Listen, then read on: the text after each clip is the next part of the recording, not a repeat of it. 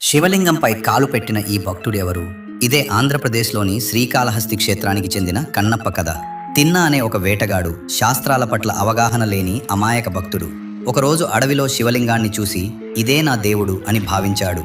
ఇది ఒంటరిగా ఉంది, ఆకలిగా ఉంటుంది అని అనుకుని వెంటనే శివుని తన దేవుడిగా స్వీకరించాడు. పగలు వేటాడి రాత్రివేళ స్వర్ణముఖి నది నుండి నోట్లో నీరు తీసుకువచ్చి శివలింగాన్ని అభిషేకం చేసి స్వయంగా వేటాడిన ఉత్తమ మాంసాన్ని నైవేద్యంగా అర్పించేవాడు.